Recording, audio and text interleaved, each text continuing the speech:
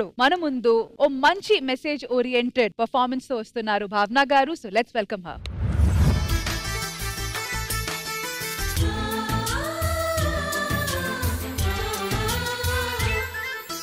మాలో గిలిలో పండేదంతా పుణ్యమే, మా జాబిలికి ఏడాదంతా పుణ్యమే.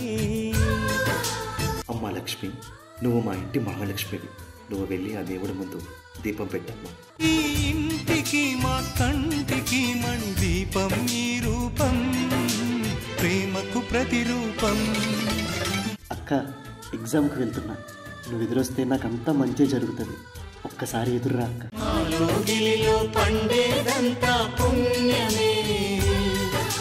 నీకు పెళ్లి చేద్దాం అనుకుంటున్నా. దానికి నువ్వేమంటావు? సరే నాన్న, మీ ఇష్టం.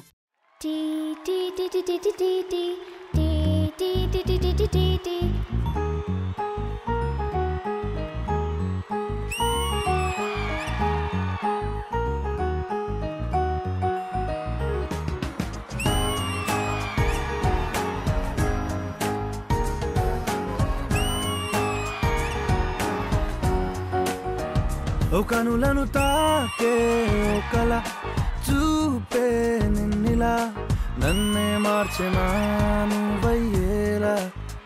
ఓ మనసును లాగే మాయలా వేసే ఓవలా, నీ నవ్వులే నేడిలా.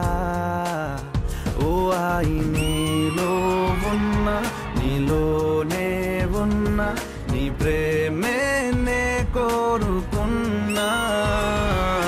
నీలో ఉన్న, నీ తోడై ఉన్న, నిన్నేనే ప్రేమించిన. ఓ కనులను తాకే ఒకలా. ఓ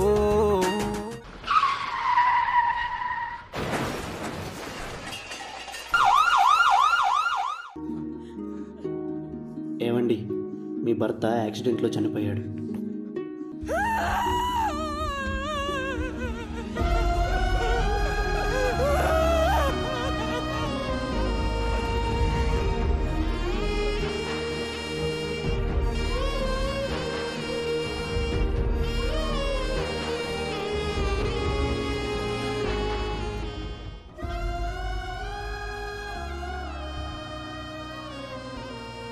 కన్నీటి వానా నీ కళ్ళలోనా, చిన్నారి కన్నా రగిలే దిగులే నీకేలా. దేవుడా, ఎందుకు నా కూతురికి ఇంత పెద్ద శిక్ష వేసి? ఏం పాపం చేసిందని? చిన్నప్పుడే తన తల్లిని, తల్లి ప్రేమని దూరం చేసి, ఇప్పుడు జీవితాంతం ప్రేమించే తన భర్తని కూడా దూరం చేశా. ఇది నీకేమైనా న్యాయం అనిపిస్తుందా అయ్యా?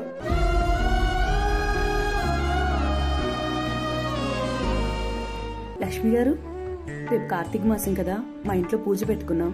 మీరు తప్పకుండా రావాలి. పిలిచావు కదా, వెళ్దాం పదా. ఇదిగో పిల్ల పిలిచింది కదా అని ఎగేసుకుని వచ్చేకు. నీ అర్హత ఏంటో తెలుసుకునిండు. అయినా నువ్వేంటే మొగుడు సచ్చిందాన్ని పేరెంట్ అని పిలుస్తావా? మతుండక్కర్లేదు. దేవుని పూజ చేసే యోగ్యత ఎలానో లేదు. కనీసం దేవుని పూజ చూసే అర్హత కూడా లేదు నాకే సమాజంలో.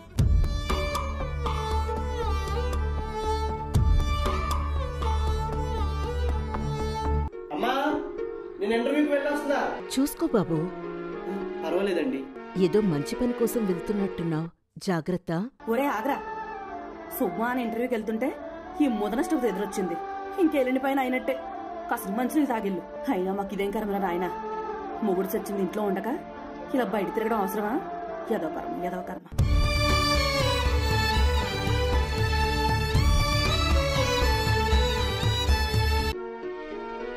అమ్మా, ఇంట్లో దీపం పెట్టి చాలా రోజులవుతుంది. నువ్వు వెళ్ళి దేవుడి దగ్గర దీపం పెట్టమ్మా.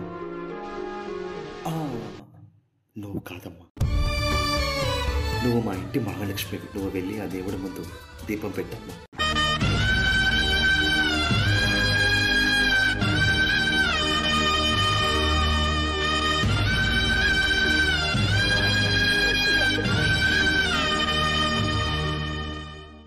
నువ్వేమి చేశావు నేరం, నిన్నెక్కడంటింది పాపం, చినబోకుమా. నువ్వేమి చేశావు నేరం, నిన్నెక్కడంటింది పాపం, చినబోకుమా. చేయూతనందించు సాయం ఏనాడు చేసింది సంఘం, గమనించుమా. అమ్మా, మా ఫ్రెండ్స్ వాళ్ళ మమ్మీలందరూ దీపాలు వెలిగిస్తున్నారు, ఇంకా ఊరు మొత్తం పండగ చేసుకుంటున్నారు. నువ్వు ఎందుకు వెలిగిస్తలేమమ్మా దీపం? మనం ఎందుకు చేసుకుంటలేమమ్మా పండగ? చెప్పమ్మా, చెప్పమ్మా.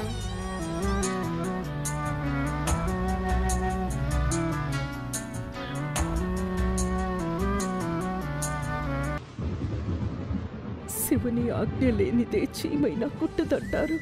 మరి నువ్వు చేసిన కార్యానికి నాకెందుకు స్వామి ఈ శిక్ష? జీవితం పంచుకోవాల్సిన భర్తేమో అర్ధాయుషతో కాలం చేసి నన్ను వదిలి వెళ్ళిపోయారు. కాలం చేతిలో కీలి బొమ్మగా నాకెందుకు స్వామి ఈ కష్టాలు? కనీసం నీ పూజకి కూడా నోచుకోకుండా అయిపోయింది నా బ్రతుకు. నా కొడుకు వేసే ప్రశ్నలకి సమాధానం చెప్పలేని పరిస్థితి నా జీవితం. ఎందుకు రాసావు స్వామి నా తల రాతను? చెప్పు స్వామి, చెప్పు. నువ్వు రాసిన రాతలిచ్చట మార్చుతూ మార్చుతుంటే నేలపైన వింతలన్నీ నింగి కన్నుతో చూడరా. ఏమో, నువ్వు చెప్పిందంతా విన్నా. ఈ ఆచారాలు, కట్టుబాటులు, అనాలోచిత మూఢనమ్మకాలు మనం సృష్టించుకున్నవే కదా. అయినా భర్త చనిపోతే పూజలు చేయకూడదు, భగవస్మరణ చేయకూడదని ఆ పరమశివుడే ప్రత్యక్షమై చెప్పలేదు కదా. దేవునికి తన మన భేదాలుండవు. ఉంటే మనలాగా మనిషి అవుతాడు కానీ దేవుడెందుకు అవుతాడు? ఇప్పుడేంటి, దేవుని దగ్గరికి నిన్ను చేరనివ్వడం లేదు, అంతే కదా. దేవుడే నీ దగ్గరికి వచ్చాడనుకొని వెలిగించు తల్లి, వెలిగించు. అమ్మా, ఇదిగో అమ్మా దీపం, వెలిగించమ్మా, వెలిగించు.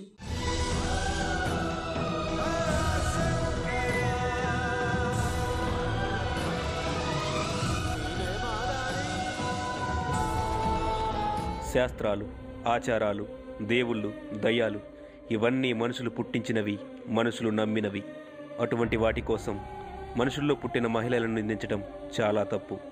మనం రాసుకున్న శాస్త్రాలు కాలంతో పాటు కలకాలం మిగులుతాయని మనం చెప్పలేం. కాలం మారింది, కట్టుబాట్లు మారాయి. అలాంటి పరిస్థితుల్లో కూడా అవే నమ్మకాలు మనం పట్టుకొని వేలాడితే ఆ కొమ్మలే విరిగి మన మీద పడి మన ప్రాణం తీస్తాయి.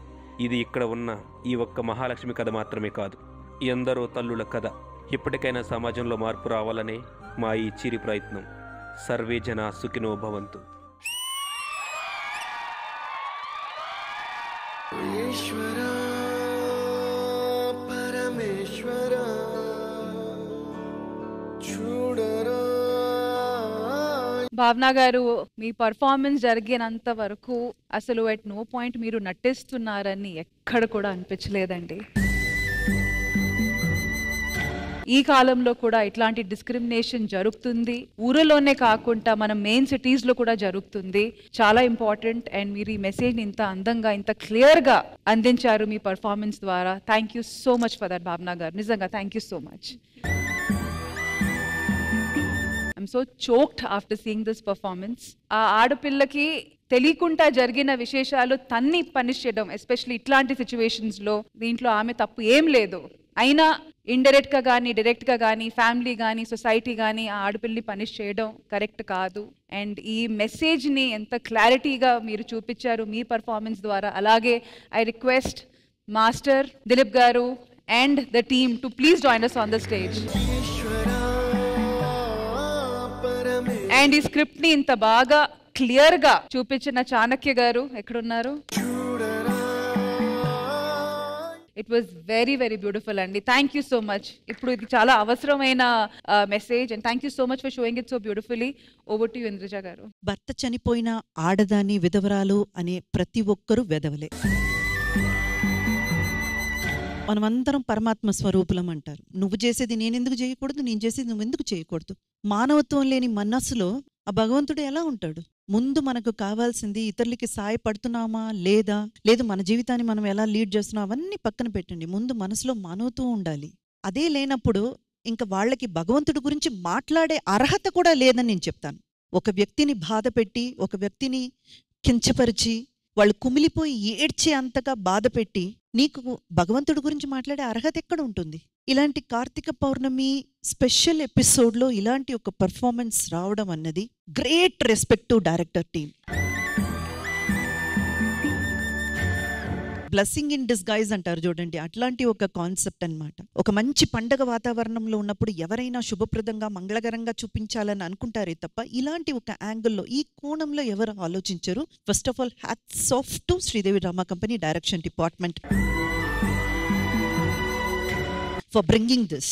ఎందుకంటే పండగ అన్నది అందరూ జరుపుకోవాల్సింది, అందరూ ఆనందంగా చేసుకోవాల్సిన ఒక విషయం. కొంతమందిని మాత్రం విడదీసి వాళ్ళని నువ్వు ఇది చెయ్యకూడదని పెట్టేసి ఇప్పటికీ ఈ సమాజంలో ఇది జరుగుతుంది. భావన గారు, ఇన్నేళ్ల ఎక్స్పీరియన్స్, మీ వర్క్ మీద మీకున్న డెడికేషన్, మీ వర్క్ని మీరు భగవంతుడికి సమానంగా చూస్తున్నారన్నది ఈ పర్ఫార్మెన్స్ ద్వారా మా అందరికీ తెలియజేశారు. బ్యూటిఫుల్గా ఎమోషన్స్ని మీరు ఎమోట్ చేస్తుంటే ఇందాక రష్మి గారు చెప్పినట్టు మేమందరం కనెక్ట్ అయిపోయాము. మహతి గారు కూడా, అండ్ చందు గారు కానివ్వండి, మన రామ్ ప్రసాద్ గారు, ఫైనల్గా బల్వీర్ గారు, ఆయన ఆ శివలింగం దగ్గర ఆ వర్షం అలా పడుతూ ఆ శివలింగం రాగానే నాకు తెలియకుండా నేను క్లాప్ చేస్తున్నాను. అలాగే బల్వీర్ గారు ఎంట్రీ వచ్చి ఆయన చెప్పిన ప్రతి మాట, Chanakya it's a golden feather in your crown. ఇలాంటి మంచి మంచి కాన్సెప్ట్ వచ్చినప్పుడు దాన్ని కరెక్ట్గా మీరు సద్వినియోగం చేసుకుంటున్నారు. నాకు చాలా సంతోషంగా ఉంది చాణక్య. అలాగే మా దిలీప్ మాస్టర్ ఇచ్చిన ప్రతి పర్ఫార్మెన్స్ శ్రీదేవి డ్రామా కంపెనీలో, అంటే ఫస్ట్ రామదాస్లో స్టార్ట్ చేశారు. ఆ సుదీర్ఘమైన ఒక దారి అంటారు చూడండి, ఆ దారిలో ఇంకా సుదీర్ఘంగా ప్రయాణిస్తున్నారు మీరు. ఇంకా ఇంకా ఇంకా ఎన్నో బెస్ట్ పర్ఫార్మెన్సెస్ మీ నుంచి మేము కోరుకుంటున్నామండి. One of the best performance of Sridevi drama company. Bhavana garu, మీరు ఖచ్చితంగా మాట్లాడాలి. యాక్చువల్గా ఇలాంటివి నేను చాలానే చూస్తూ ఉన్నాను. మా ఇంటికి ఎవరైనా వచ్చి పూజకి ఇప్పుడు నన్ను పిలుస్తున్నారు అంటే మా ఇంట్లో అత్తయ్య కావచ్చు చాలాసార్లు అనుకుంటారు, వాయనం తీసుకోవడానికి మేము పనికి రాకపోవచ్చు కానీ పూజకి చూడడానికి కూడా మేము పనికి రాకుండా పోతున్నామా అని చాలా సందర్భాలు అన్నప్పుడు చాలా పెయిన్ఫుల్గా అనిపిస్తూ ఉంటుంది.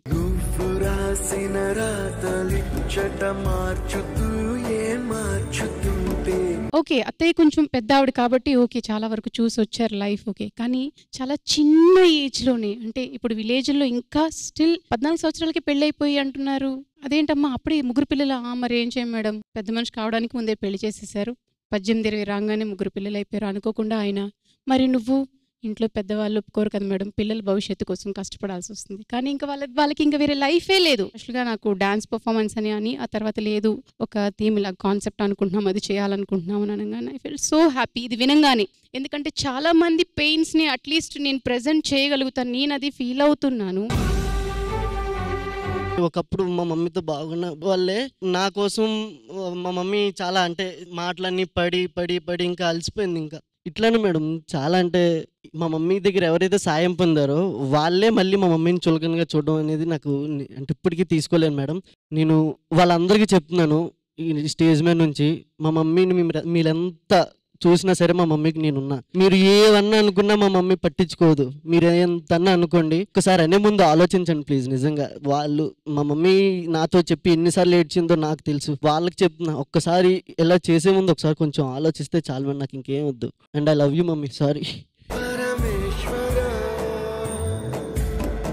అదే నేను ఇప్పుడు ఇందాక దిలీప్ మాస్టర్ చెప్పినట్టు, దయచేసి ఇంట్లో ఫ్యామిలీ మెంబర్స్ అందరికంటే ఎక్కువ కొండంత బలాన్ని ఇచ్చేది కుటుంబ సభ్యుల సపోర్టే. అది తల్లి, తండ్రి, భర్త అనేవారు మధ్యలో వస్తున్నారు వెళ్తుంటారు, కానీ మన ముందు నుంచి ఉన్నది మాత్రం మన తల్లిదండ్రులు. వాళ్ళు ఇచ్చిందే కట్టు బొట్టు పువ్వులు గాజులు అన్నిని, మధ్యలో ఆయన వచ్చి వెళ్ళిపోయారని చెప్పేసి అవన్నీ తీసేయండి మీరు అని అనడం అది ఎంతవరకు అనేది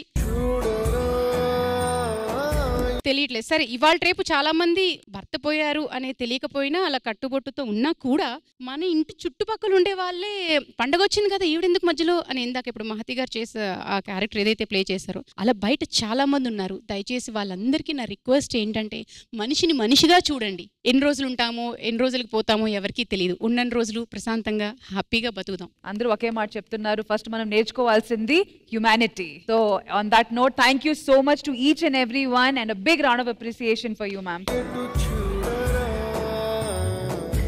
Once again, thank you, Master. Thank you, Chanakya. Thank you, Ram Prasad Garu. Thank you to all the performers. Thank you so much. Thank you.